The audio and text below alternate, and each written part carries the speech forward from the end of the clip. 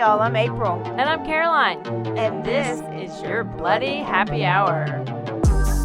Caroline, are you ready for this? This is your newest guilty pleasure. It's the bloodiest part of your week. Did we say something about it also being happy hour? Show did. Because we're about to be sipping on some murder. Bloody Happy Hour.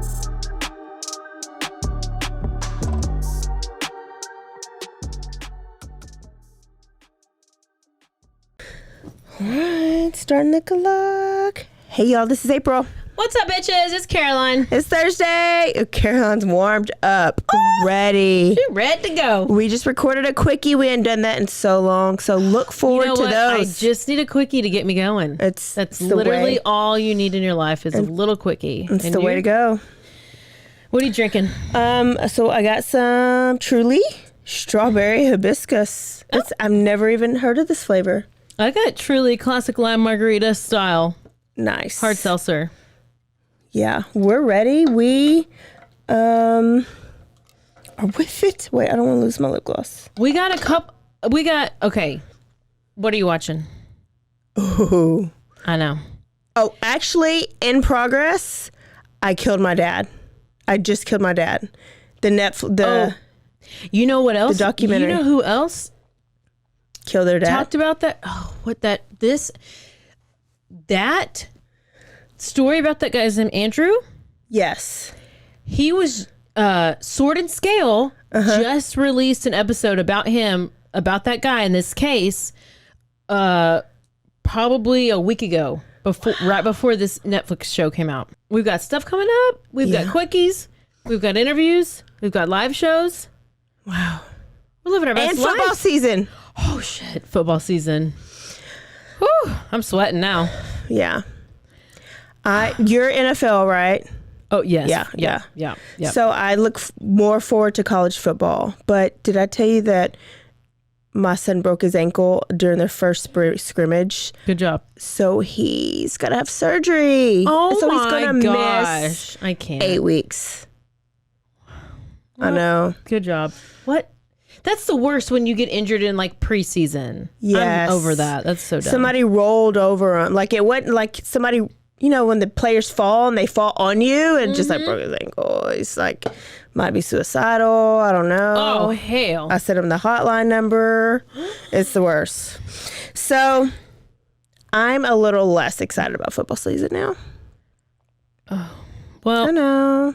You got all your other, what do you do? I do fantasy football and have my drafts this weekend, so I'm getting excited about that. Okay.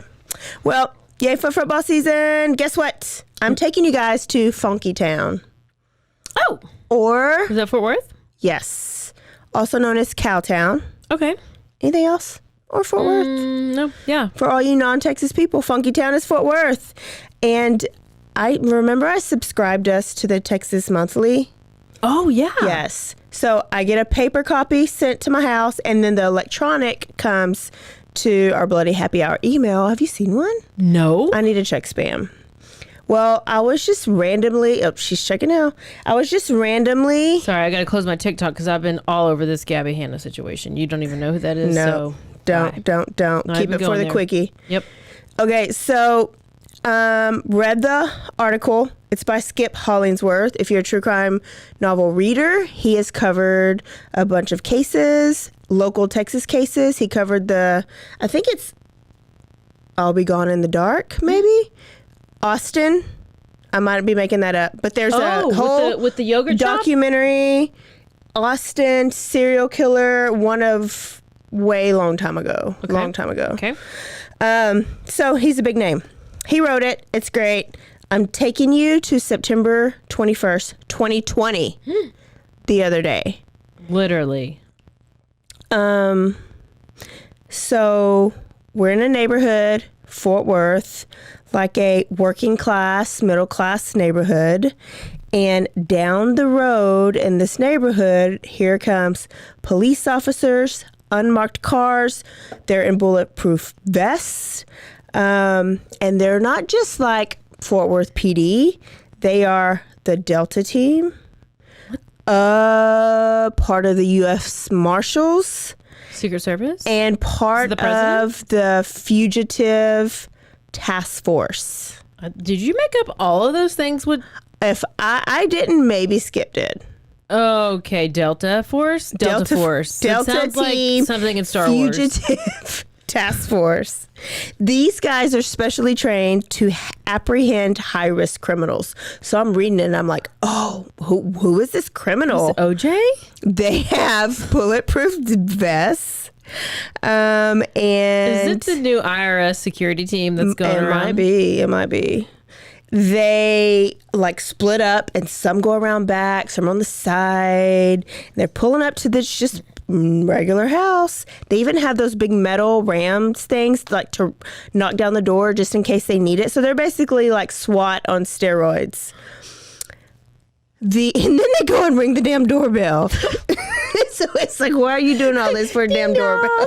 Oh, just seeing if you're Just in case. Okay, so the door opens and there's a 77-year-old white gray-haired man, like with his pants pulled up to walking with his damn cane to the door. Yes, he's about 6'3", Walker with the tennis balls on the bottom. 200-something pounds, like frail, and so like my erection went down a little bit because I was like, this isn't OJ's house. Whose house is this? This guy's name was Mr. Glen McCurley. Say it. Glen McCurley? Yeah. They told him he was under arrest and to step outside immediately. And Glenn, had to have assistance stepping outside. Saying, let me get my inhaler. I can't breathe. I'm obese over here. He looked back at his wife who was on a cane, and his wife was like, what's going on? Glenn was like, what's going on? They were shocked. So Glenn, when the neighborhood was seeing this, they were like, wait, what'd Glenn do? He's just a normal this guy. Gives me Golden State Killer vibes. It's actually very close.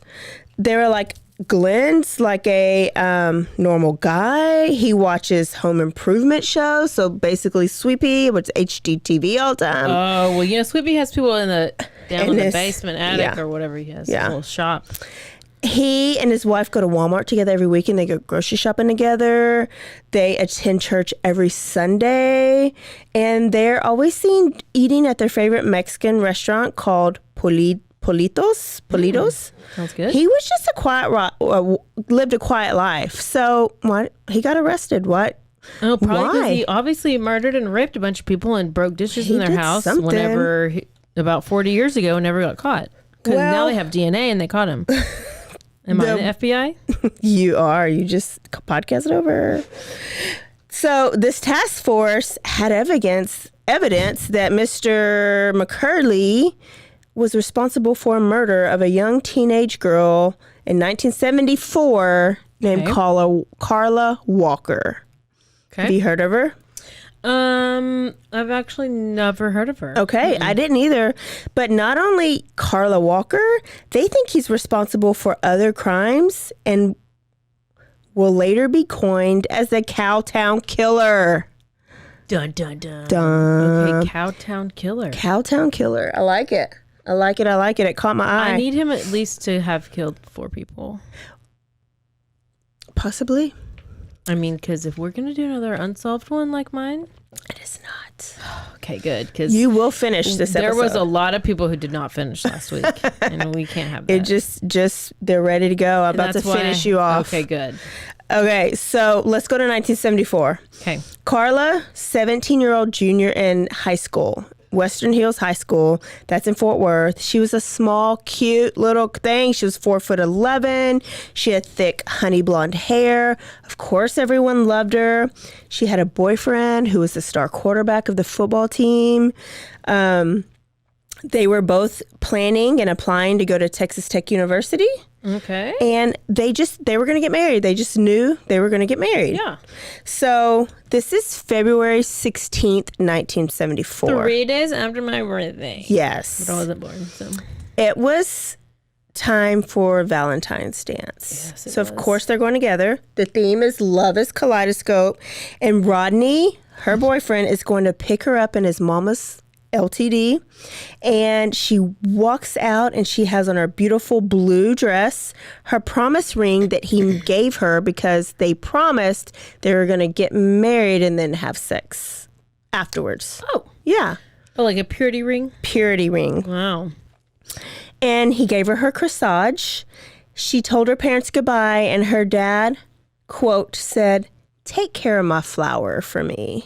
Oh, she's a flower, delicate flower. Delicate. I've never been a flower. They go to the dance, and they have a blast. Afterwards, they leave. And what do you do after like school events? You Bang it out. Back row. Not if you got a promise purity ring. They're like Listen, cruising. I'm on a whole other level this episode.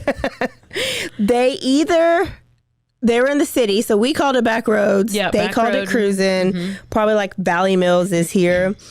And they're with other couples. So there was like a local burger hangout place. They hung out there. Yeah. Taco Bell hung out there. Whataburger. And there was a bowling alley parking lot. She went in to use the bathroom, and people kind of hung out in the parking lot there. When she came back from the bathroom, now it's time to bang it out on top of your clothes. Yeah. Finger bang. No, I don't even know if it was that far.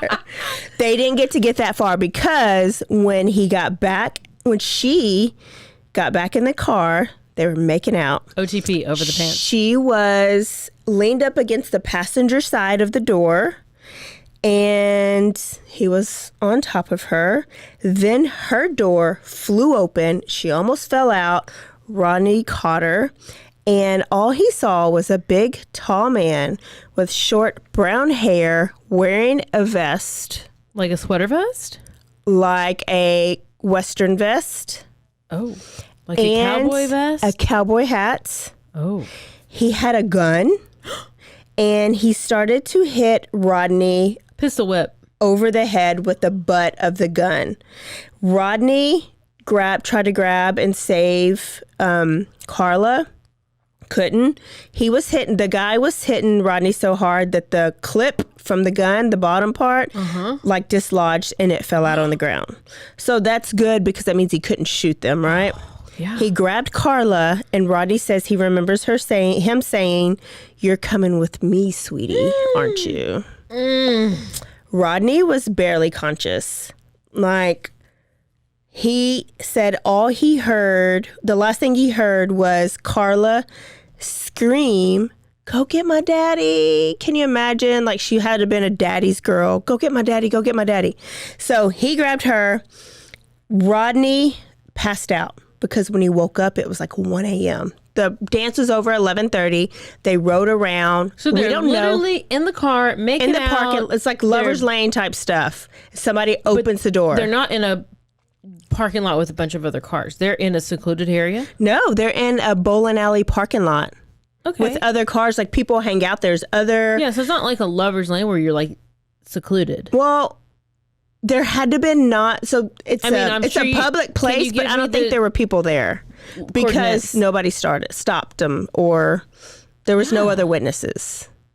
So there was an empty parking lot or whatever. Yeah. But so they're making out, they're like whatever in the car, and then I guess the door's unlocked. The guy's on the outside, and then just opens the door, and she kind of like falls out. I'm just trying to visualize it. Yeah. When he woke up, it was 1 a.m. and he sped to Carla's house. And when he was so erratic, he like hopped the curb and was like parked at their front door, basically in their front yard at their front door. When he got out, her siblings saw him. He was bloody, and the parents were frightened. And he said, "Mr. Walker, they got her. They're gonna hurt her bad." That's the daddy. So daddy is former Air Force. He grabs his guns. Oh, he gets in the car and he gone. Mama Walker calls 911 from her rotary phone. So it probably takes like 5 minutes. And there's probably not even 911 back then. It's probably like a real number. They probably do like dial zero. Zero. It might have been zero. So it was one. Operator. One full circle all the way Listen, around. if you don't know what a rotary phone is. Do you know what a rotary phone is? Hell yes. I used to call Grandma Jolly on a rotary phone. I still don't know who Grandma Jolly is, but I do know what a rotary phone is. So they get to the parking lot. police get there, all they saw was Carla's purse, because she was actually using her purse as a pillow when she was laying back on the door, and the assailant's magazine clip that dislodged. So a little bit of evidence. They searched for Carla all night. The family, the police, friends. When the sun came up, more people joined. They had helicopters. They searched the whole weekend and they find nothing. Oh, no. So now it's Monday, and these police go to the high school, which is smart, right? They're a high school kid. Maybe she's got an enemy. Yeah. And they're asking questions to all the high schoolers. Do you know anybody that doesn't like Carla? Would anybody want to hurt her? And they get nothing. Yeah. Carla was obviously very popular and very friendly. And everybody loved her. Yeah.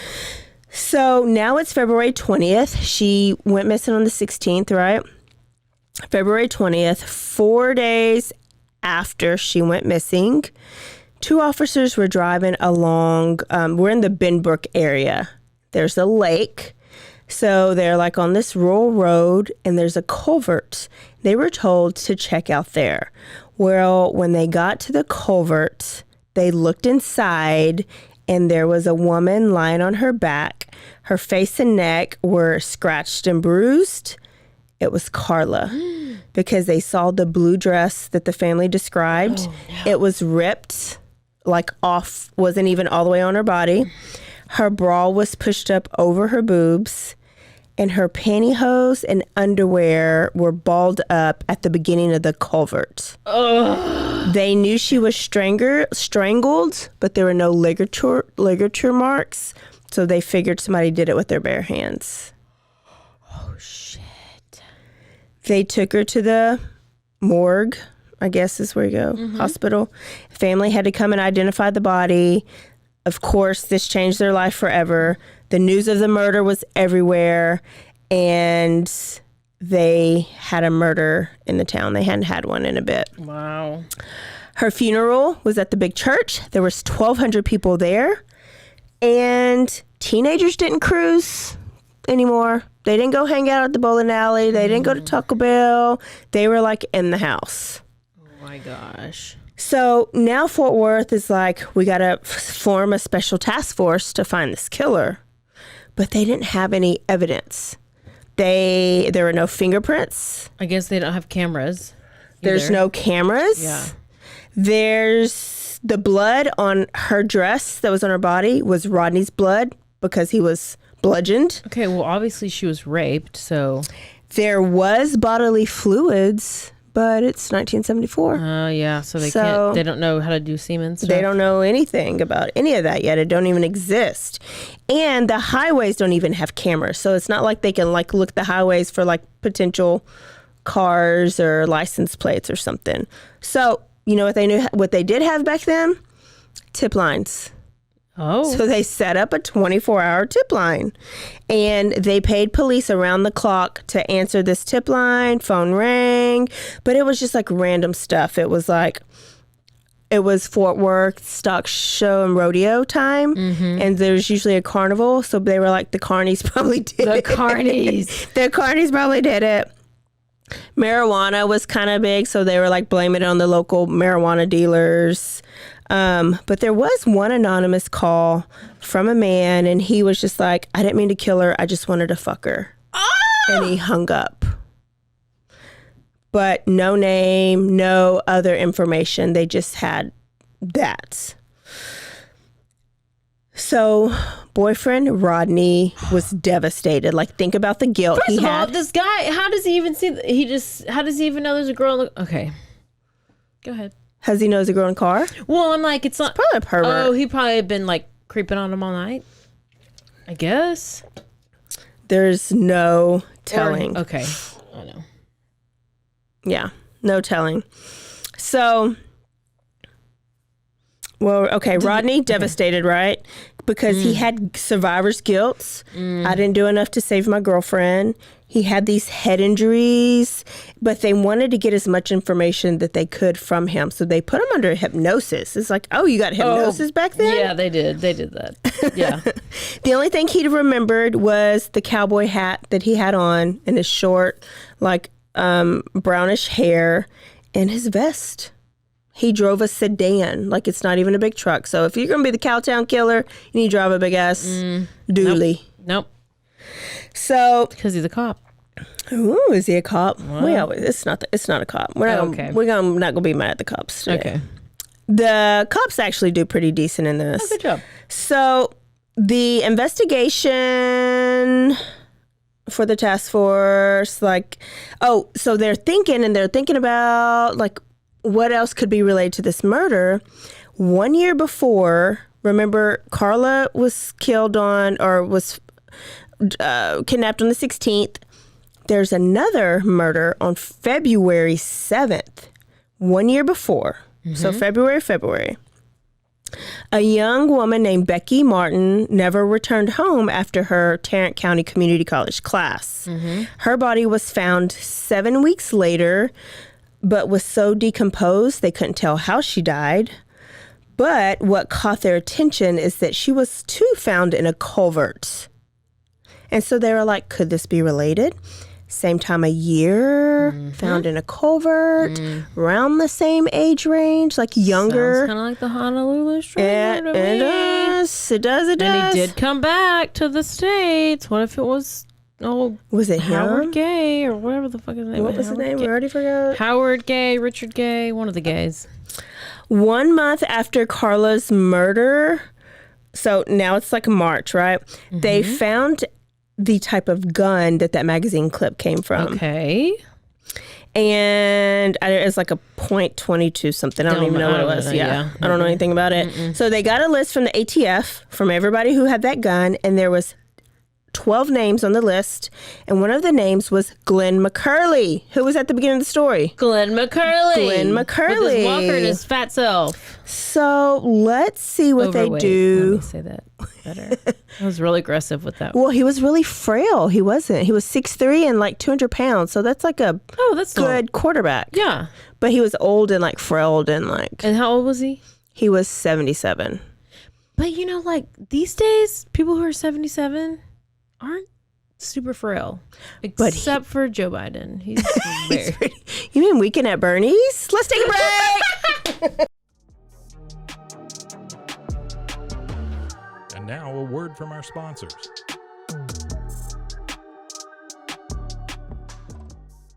"911, what's your emergency?" Do you hear that? It's coming from the house. It's coming from inside the house? Do you mean, could it be? The Poltergeist. New from Rogue Media. Two haunted hotties talking about haunted places. Every episode, we dive deep into the darkest places and give you a bit of history. We're getting spooky in all the right places. You've gobbled your last ghoul. Follow along for the craziest and spookiest stories with Debbie's Dark Tourism. The Stanley Hotel, Winchester House, The Alamo, Hotel Monte Vista, and more spooky places. Find us at _Poltergals. POLTERGALS. Look over your shoulder. It's us, The Poltergals. Wherever you consume the podcast, you can find us there.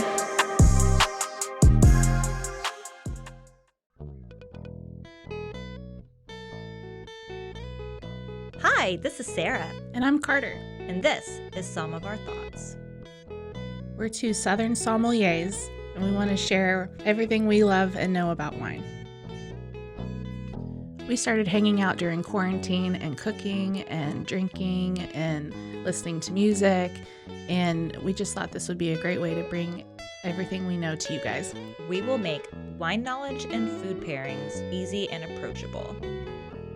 So put on your favorite vinyl, grab your favorite glass of wine, tune into our show, and let's have some fun. Wine and vinyl. So check us out on roguemedianetwork.com or wherever you get your favorite podcast. We'll be talking about a lot.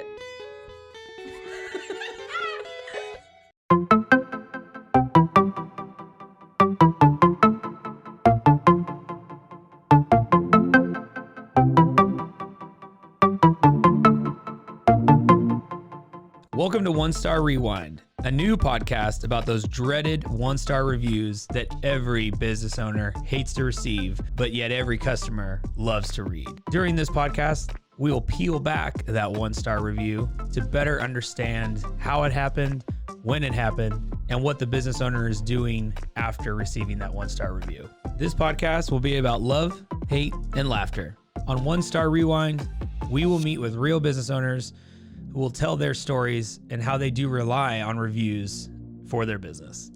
Follow us on Facebook, Instagram, or download us at roguemedianetwork.com. Please subscribe, but only rate and review for not a one-star review.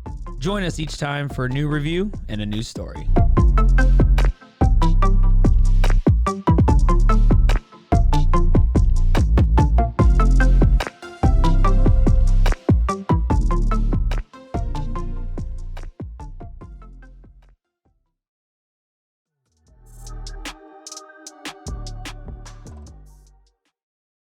So Glen's name came on, right? So Glen, they were like, well, let's look into this Glen guy. This is still in 74 then.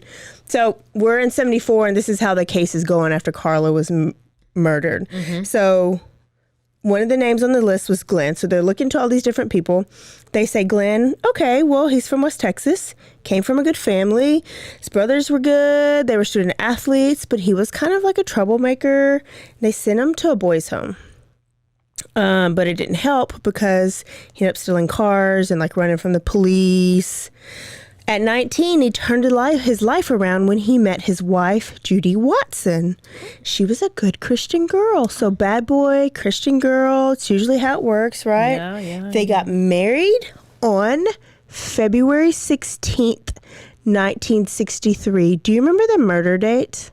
February 16th. Yes. Do you remember when that other girl went missing? February 7th 23rd ish. 7th. Yeah. 19, like a year before. So this guy has He's February. all about Aquarius. What are y'all, Aquarius? Okay, maybe he's all about Aquarius. Maybe he likes the air sign. Something to do with Valentine's. Like maybe that like turns him on, turns him off, pisses him off. I don't know. So they have 2 kids. He worked for the post office. She worked at a local daycare. They joined a Baptist church. Like they were peachy. He was a little BTK-ish. Oh, no. Because he didn't just go to church. He was employed at the church as their handyman. Oh, no. He volunteered to fix things at the church all the time. Mm-hmm. He performed odd jobs for neighbors, like working on their cars, electrical work, like working in their yard. He was just Mr. Do-It-All. I would love to have that kind of neighbor do my shit for me. Go ahead. I know. Did he put in my red mulch? I mean, all red the things. mulch. Oh, he would do it all for you. My pineapple signs. And you're born in February, so he would do it all. I know. I'd be like, listen, I'm an Aquarius. Don't kill me, but you could fix my car and my yard. Bye. And the yard. So this is a month after the murders, and they go pay him a visit because they're like, let's go see him. Yeah. These cops are pretty DTF. And they ask him about the gun, and he was like, oh man, you know what? Just so happened my gun was stolen 6 weeks ago, right from my vehicle. Oh, how convenient. What a shame. What a shame there's no gun to match. Mm-hmm. So they were like, oh, sounds great. Can you take a polygraph? And he did. And he passed. Does everybody pass? We need to take one. No, not everybody passes because last week the Honolulu Strangler did not pass. Oh, okay. But according to Dirty Chad, all you have to do is put a needle or a nail in your shoe and you push your big toe on it and you can pass the test. So a pain distraction? Yes. It doesn't measure your heart rate or something. I guess if your heart rate... It goes on your heart rate. Yeah. If I had a police officer come to my door, I'd poop in my pants. and my heart rate sweat all the time. Is completely elevated. So I don't know if I probably would. I don't know if that would mean I would pass or fail because it would be elevated the whole entire time. Yeah. So they would be like, she even lied about her name. We asked her name. Shouldn't even know her eyeball color. Like, she just lied. She's a compulsive liar.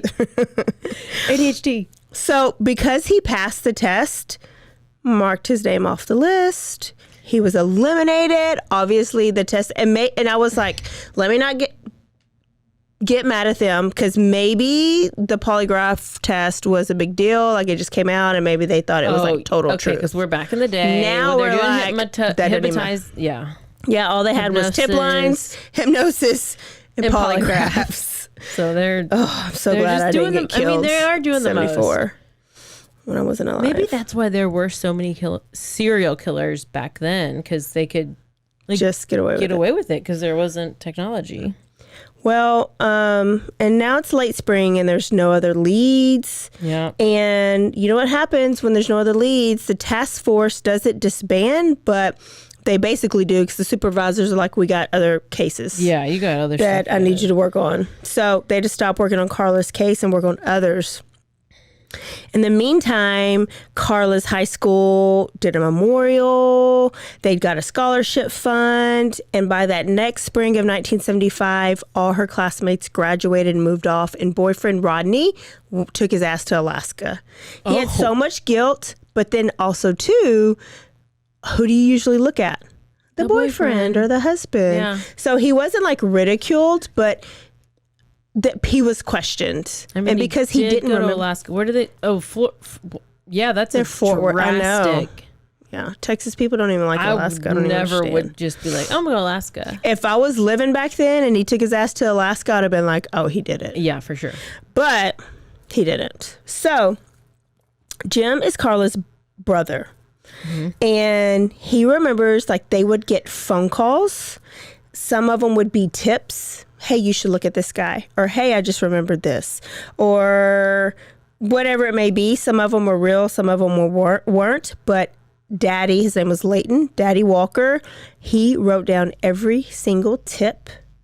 And he locked it up in a lockbox because he wasn't going to rest until his daughter's killer was caught. So he was doing his own. He was DTF. He was doing his own investigation. So brother Jim was like, I want to help my daddy. On the anniversary, and just randomly, they would go prowl the bowling alley parking lot because what do killers usually do? Oh, go revisit the scene. They go revisit. I don't even know if they knew why they were doing it, but they did it. Yeah.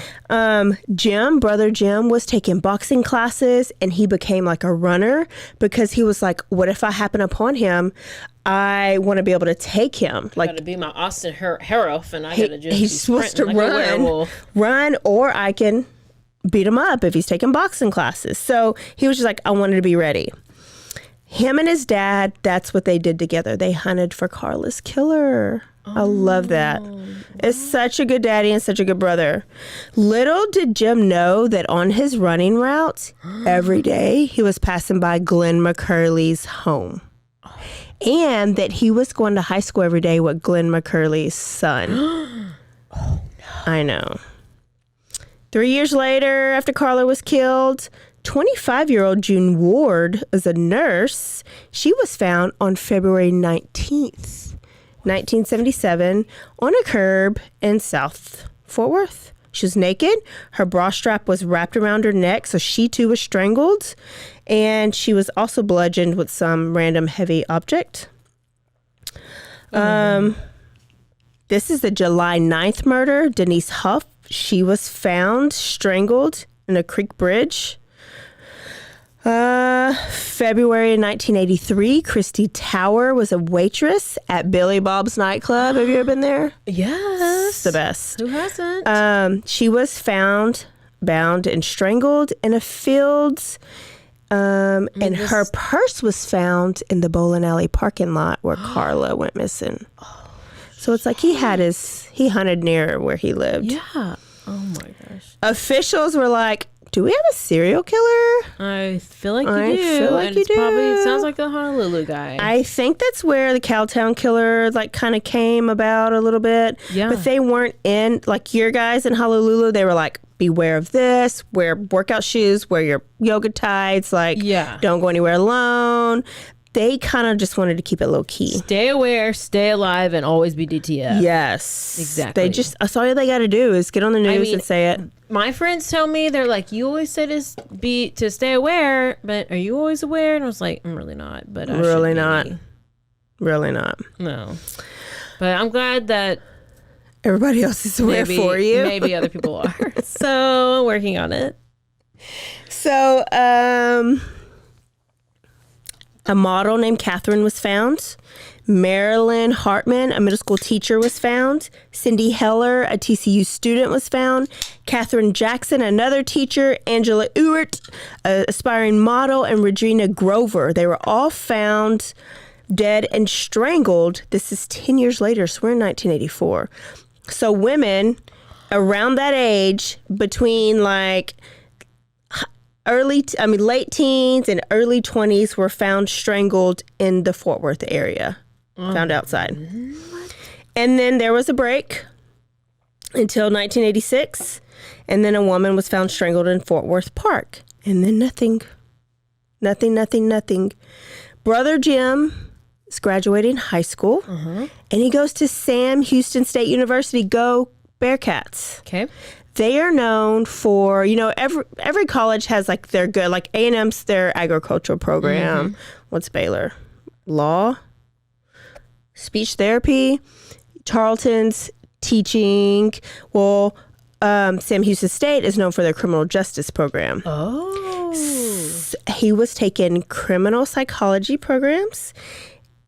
And he was really DTF because he's like, I want to read books about serial killers, abnormal psychology. I want to understand the criminal mind. I love him. I love him. I love everything about that. I want to know all about mind stuff and disorders and why people act the way they act when they have these disorders, what brings on these disorders. Yes. That's why I've always been so into this and special education, because it's the same thing. Like, why do kids with disabilities have certain characteristics? Why do kids, autism? It's the mind is crazy. I'm interested on how you're just living your life. You're 10, you're 12, you're 15, you're 18, you're 20, and then all of a sudden you develop a disorder. Yeah. How does that happen? Onset. Dormant. Lies dormant. And then how do you know it's happened? You don't, because your mind can play tricks on you. I know. That's like you go through, and then you have mania, and then you have psychosis, and then it's like... And then you're drowning your kids in the bathtub like Andrea Yates. And then you smoke weed because you're trying to relax, and then it makes you go into this worse. You think you're Jesus. Yeah. So it's just this mind and this brain is crazy. I know. So brother is like, I want to know more. He's doing all the studying. He wants to understand the criminal mind. He graduated from Sam Houston State, and he moved back home because he wanted to join the Fort Worth Police Department, get promoted because he's got a degree. Usually police, they just go through a police academy. And he was like, I'm going to get promoted to detective, and I want to get my hands on my sister's files. He is so DTF. Listen, I said, this is DTF at its finest. At its finest. Everybody be a Jim. Take a drink for Jim. You know what? Jim's not a dumbass. Take a drink. Cheers. Drink for Jim. So I hate to break your heart. I'm about to break your heart. Okay. He could not make the police academy because he found out he had a deteriorating eye condition and would end up blind eventually. In both eyes? It don't matter. You can't be half blind. You have to have He good can't vision. be a detective? No, you can't. You got to be in police academy before you can do that. Oh my gosh. Well, if you How can't did he aim get to shoot a gun. Okay.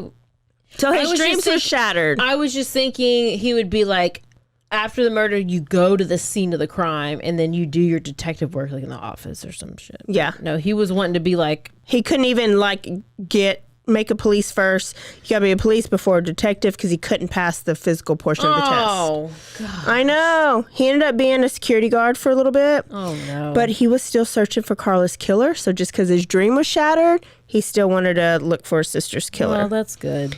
It's 87 now. Okay. And Carla's dad passes away. He never knew With what happened. no closure. No clue what happened to his daughter.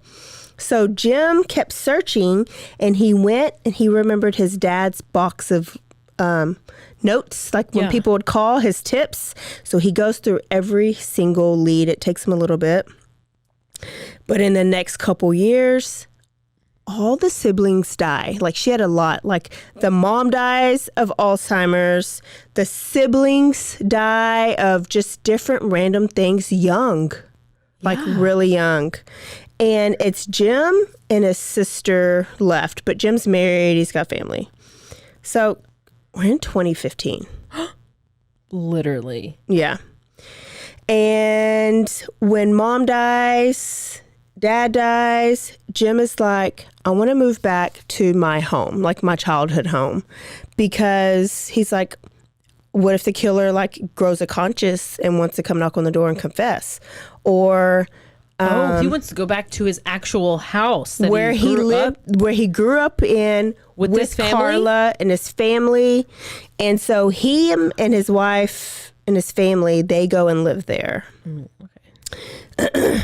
And his vision gets worse. He's working for like the state. He has a guide dog, but he doesn't let it stop him. Gosh, he's blind. Just about. Like, probably legally, I don't think he can drive, but he can still, he has some functional vision. What? Wow. I love Jim. Jim, we love you. Jim, come on the podcast. So he called the cold case unit often. I have a friend whose daughter died and it was when unsolved. Every month she called and she called and she called. To keep it active. Mm-hmm. Like, don't forget my daughter's name. And so those are the type of people I want to talk to, like people that have been like through this. So anyways, they would call and people would turn over all the time. Well, there was no leads until 2018 when a woman... and I was like, you know what? It took a damn woman getting a damn cold case division to get to where we're about to be, like to this. So a woman named Leah Wagner, shout out to Leah, she joined the cold case unit and she had a guy help her. His name was, I don't know, John Benet, I don't know. And they're investigating. John Benet? It was like John Bennett. So if you just put it together, it's John Benet. His name's John Benet. It's basically John Benet Ramsey. It's Katy Perry. They're asking questions and they hit the jackpot when they find the old evidence bag and her dress, Carla's dress, was kept perfectly tight in a bag and the DNA samples on it are still there. What? And now it's 2018, so now we know that we can do shit with that DNA. This is literally Golden State Killer. It is. There's about to be a connection. So they knew that technology has improved. They knew that they had DNA, a lot of DNA on the dress.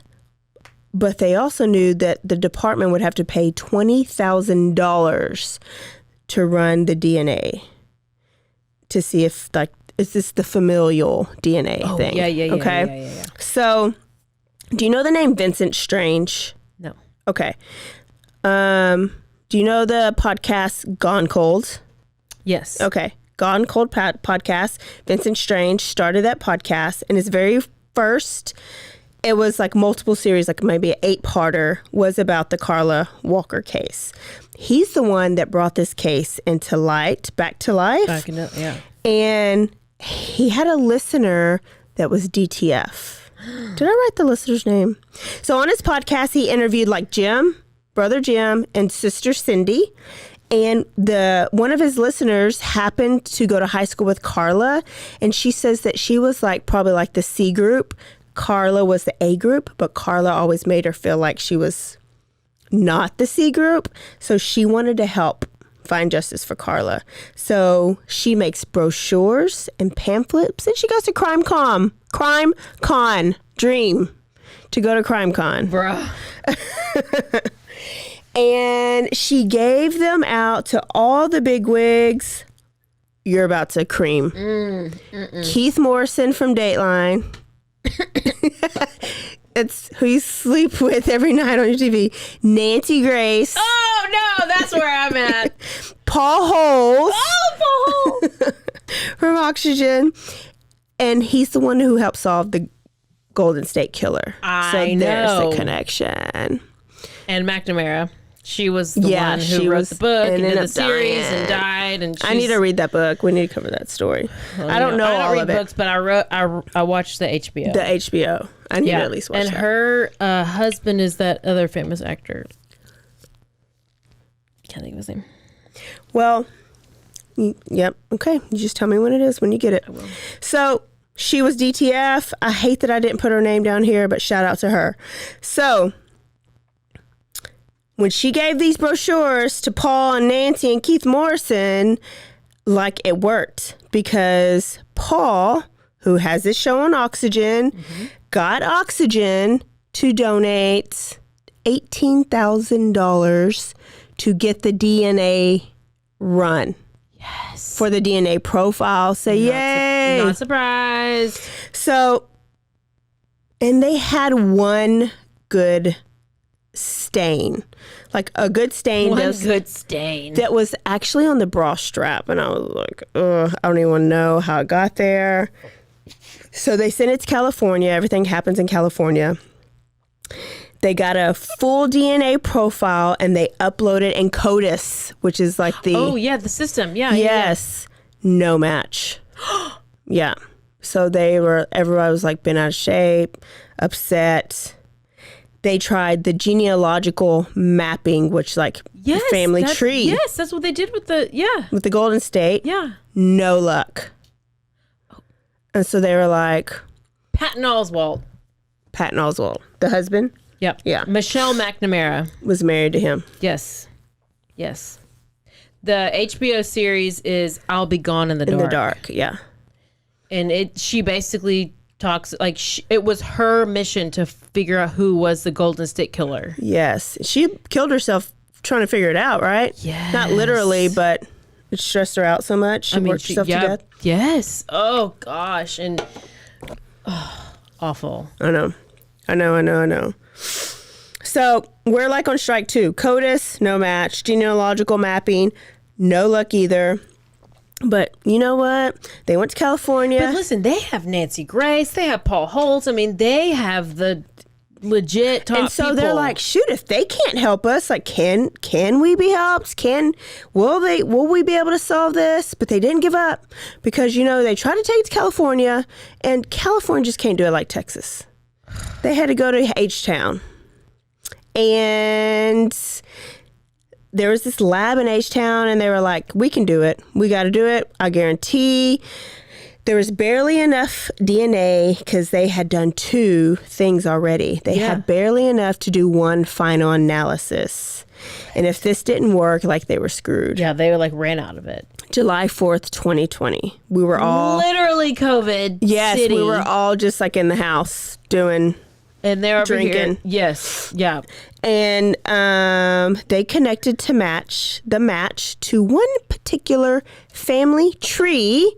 The last name was McCurley. What? Yeah. Oh. I mean, aren't you shocked? So shocked. So Wagner and Bennett didn't want to jump the gun. They're like, you got to let's go see him. Yeah. Let's just make friends. Yeah. And so they went to go see him informally.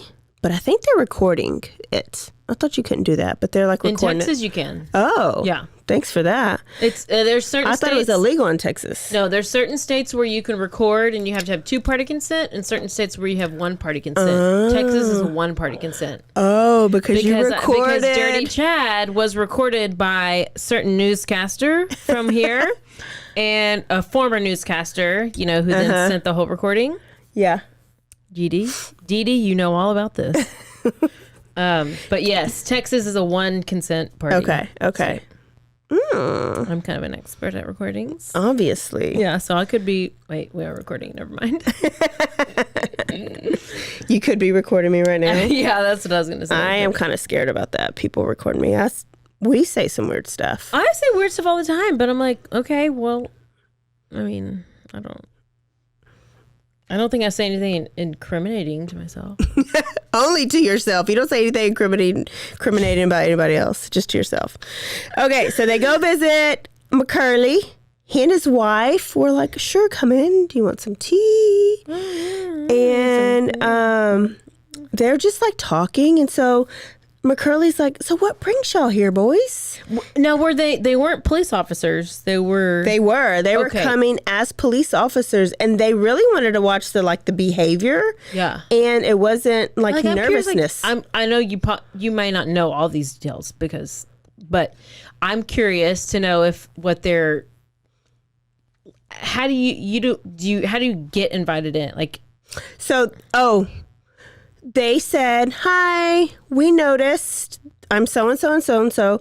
We're on the cold case team in Fort Worth, and we're opening up the Carla Walker case, and we're just going back over old names that come up. We saw that you were eliminated. Can we ask you a couple questions? And then they invite them in, and they sit down. Like, simple as that. And so the wife was like, I hope you find out who killed Carla. That girl needs to be remembered as someone who mattered. I remember that family. And she talked about how, they kept Carla's car in the spot that it last was for years. Like, they didn't drive it. They didn't move it. They didn't do anything. They kept her room intact. Left a big mark. I mean, this was a known, This was it's Benbrook. So Benbrook now is humongous, but back then it wasn't that big. Yeah. And so there wasn't a lot of crime. People didn't lock their doors. It changed how they, I guess, viewed crime. Even they said that when she went missing, people never thought she would have ended up dead. They thought she was just going to walk back through the door. Yeah. Whoever kidnapped her was just going to drop her off. They were that... Shit. What's just ignorant, I guess, about how ugly people can be. Yeah. And so this is a case that kind of turned them to don't trust anybody, we all tell everybody to do. Yep. So she was like, that girl needs to be remembered as someone who's mattered. And they were like, we agree, and that's why we want to go through this, and we're just eliminating people. Glenn, wife right here, do you mind if we take your DNA sample to rule you out? Yeah. And he hesitated, but his wife's right there. Yeah. He was just talking about how they need to find the killer. So he agreed. So they swabbed him, took it back. 11 days later, exact match. Exact, not 3 decimals off. I don't know what's decimals, but whatever. Yeah. And then that takes you to where we started, where they're at his front door and they arrest him. So they got him in custody. Bruh. So he's in the station. He waives his right to have a lawyer present during the interrogation. And usually when people do this, especially BTA, what did he start doing? Talking. Yes. They've been holding it in. They want to be recognized. Yes. But he didn't do this. He had cancer. And he just kind of stood there and was acted like he didn't know why he was there. And so they took the angle of, when they're interrogating him, they're like, you have cancer, and this is your time to make amends, to confess your sins, because he was Christian, supposed Baptist. It's time to make things right before you die. Do you have anything you want to get off your chest? Didn't do it. Like nothing. So then they saw and heard how close him and his wife were. So then they took that angle and they were like, I can tell you and your wife are so close. Y'all have no secrets. But you do have a secret, don't you? It's been killing you not to tell your wife.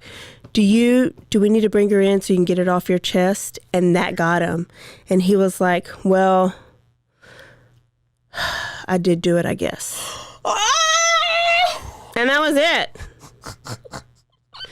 But I did do it, I guess. And then I know. And then I hate when they make up chicken shit stories that don't even make sense. Like, if you do it, own up to it. So his chicken shit story was that her boyfriend was actually attacking her in the car, like sexually assaulting her.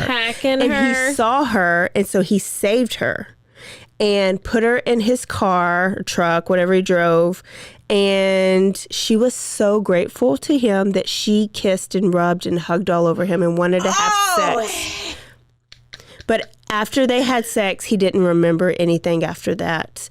And so the cop was like... he went brain dead? The cop was like, because he said he was drinking whiskey that whole night. So you're telling me that she'd been with her boyfriend for forever. They promised not to have sex until marriage, but she wanted to have sex with you after meeting you for 5 minutes. And he was like, it is what it is. So look at me, bro. They charged him with capital murder. And the trial only lasted 3 days. He switched it up and pled not guilty. And then by the end, when they brought in all the stuff, he was guilty. AF. His wife and his son were devastated in the courtroom.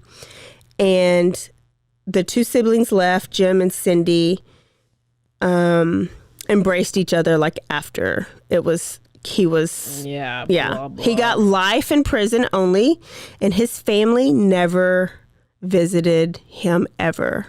And Jim actually went to his son, the killer's son, and embraced him and was like, it's not your fault. Went to the wife, it's not your fault, like your dad's a piece of shit. Wait, Jim the brother embraced McCurley's son and wife. It's not their fault. Yeah. I mean, it's not their fault. So he's in prison. Life. How old is he when he's convicted? He was 77 years. Well. Oh, okay. They arrested him when he was 77 years old. Okay. So people come to talk to him because they're like, did he kill these other ladies? Is he the Cowtown killer? Did he kill all these February people that died, plus all these other ladies, strangled ladies? I didn't even count them all. There's a lot. There's over 10. And he never confessed. He changed up his story, like about Carla, and he gave details that linked to other murders. And they think because he was old, he couldn't like keep the thoughts together. But he kept it within. When brother Jim got his closure, and they found the killer, he sold that house that he's been living in, like his childhood home. Oh my gosh. He was like defined his whole life. It did. And he's like, I can maybe live now. And so he was like, there's so much pain in this house. Every time he passed by the bathroom, he would see his mom crying after Carla was killed. And he gave them a bunch of money that he sold the house for to Fort Worth PD Cold Case Support Group. And they are raising money for DNA swabs for these other victims to try to tie them to McCurley. Isn't that badass? Because love it. I know. He's like, there's all these other families that don't have justice for their mom. So that's it. But I wish he would have been convicted for them. So you obviously also he still could left I think me he still left hard with jizz out. What? Wait, what did you say last time? I don't even know. Wait, I said don't have a penis. It's like sex where you can't finish. Yeah. There's a little bit of finish. I know. It was the pre-finish. Oh, is there two? It wasn't the full finish. Like we always tell you, this is kind of a porn podcast. It is. It is. Well, as of right now, McCurley filed an appeal. Oh, hell, McCurley, just go on. Because he said his confession was coerced, and he don't know why he's in prison. So, y'all, that is the end of the Cowtown Killer. 2, 1. That is the end of the Cowtown Killer. We're going live, y'all. We're going live as we record this. Yeah. Everybody that's on live, everybody that's tuning in right now, if you haven't registered, go register and tune in for our quickies that we got coming up the next couple Tuesdays. And then Caroline's got a story for you next Thursday. What's it going to be? Who knows? What's it going to be? We're recording. How fun is this? Go rate, review, and subscribe. Apple Podcasts, Spotify, or on what? They can rate us on our Facebook page too. Don't forget to. Is that I do it? Yep. Don't forget to. Stay aware. Stay alive. And always be DTF. Bye, y'all. I don't know why we can't ever get it. I can't ever Bye, understand y'all. it.